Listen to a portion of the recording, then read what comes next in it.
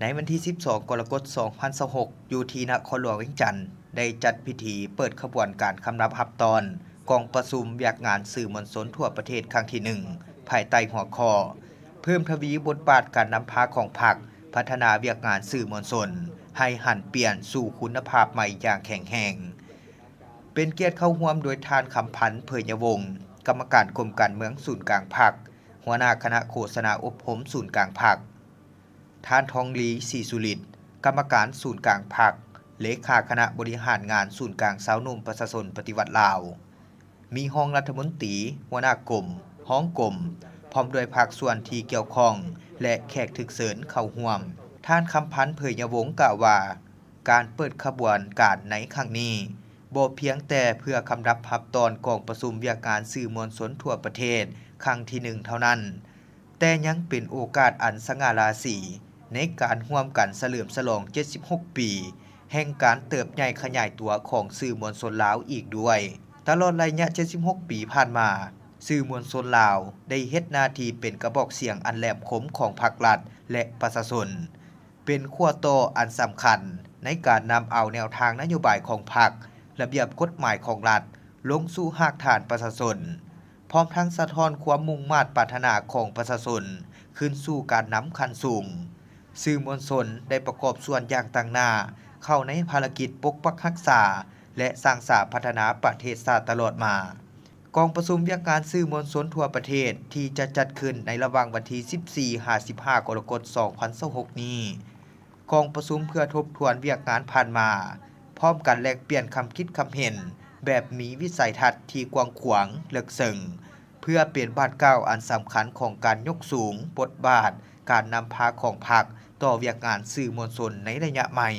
ในสภาพการปัจจุบันที่โลกได้ก้าวเข้าสู่ยุคดิจิทัลและเทคโนโลยีปัญญาประดิษฐ์หรือ AI อย่างเต็มตัว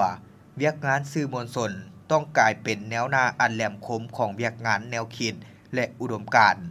เป็นเครื่องมือสำคัญในการปกปักรักษาแนวทางทัศนะและผลประโยชน์รวมของชาติและของประชาชนมาฮอดปัจจุบันโลกของพวกเขาได้ก้าวเข้าสู่ยุคดิจิทัลและเทคโนโลยีปัญญาประดิษฐ์หรือ AI อย่างเต็มตัวเวียกงานสื่อมวลชนก็จำเป็นต้องได้มีการหันเปลี่ยนอย่างแข็งแรงเพื่อให้ทันกับยุคสมัยใหม่ดังคำขวัญของการจัดงานในครั้งนี้ว่าเพิ่มทวีบทบาทการนำพาของพรรคพัฒนาเวียกงานสื่อมวลชน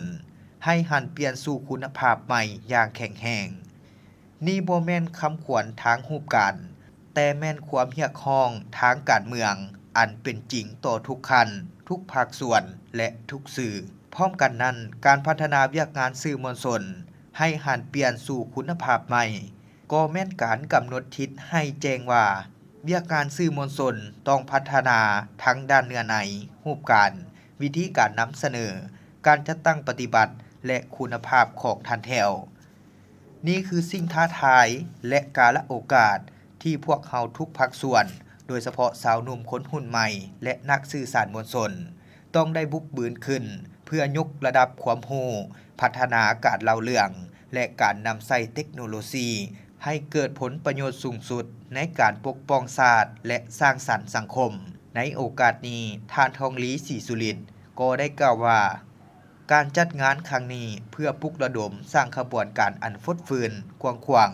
และมีเนื้อในการเมืองที่ลึกซึ้งในทั่วสังคมเพื่อคำนับรับต้นกองประชุมเวียกงานสื่อมวลชนทั่วประเทศครั้งที่1ให้เต็มไปด้วยความหมายความสำคัญสูงสุดเพื่อส่องแสงและจารึกคุณงามความดีบทบาทการนำพาอันสลัดส่องใสของพรรคต่อเวียกงานสื่อมวลชนลาว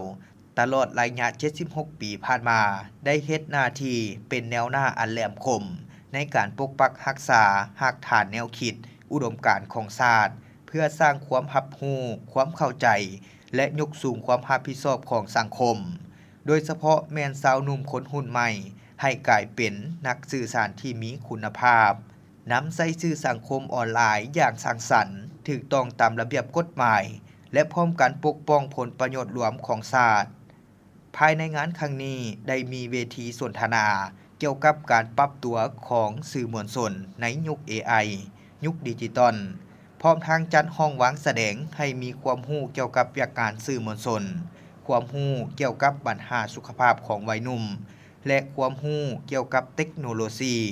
ห้องวางแสดงและจำหน่ายสินค้าอุปโภคบริโภคราคาถูกห้องวางแสดงอาหารพื้นบ้านของท้องถิ่นต่างๆห้องวางแสดงเกี่ยวกับสื่อมวลชนเพื่อเน้นหนักถึงประวัติศาสตร์อันสง่าราศีพร้อมนี้ภายในงานยังจะมีกิจกรรมสายพิมพ์รูปเหงาหมุนเสือเป็นต้นแม่นเรื่องกองพันที่2โดยการนำใส่เครื่องสายพิมพ์รูปเหงาหุ่นเก่าที่หาเบิ่งได้ยากในปัจจุบันนอกนั้นยังมีจุดถ่ายภาพที่จำลองการเป็นผู้ประกาศข่าวโทรภาพผู้จัดรายการวิทยุและการพิมพ์เอกสารโดยเครื่องจักรพิมพ์ดีดและยังมีเวทีแสดงศิลปะดนตรีจากนักร้องศิลปินลาวที่มีชื่อเสียงตื่มอีก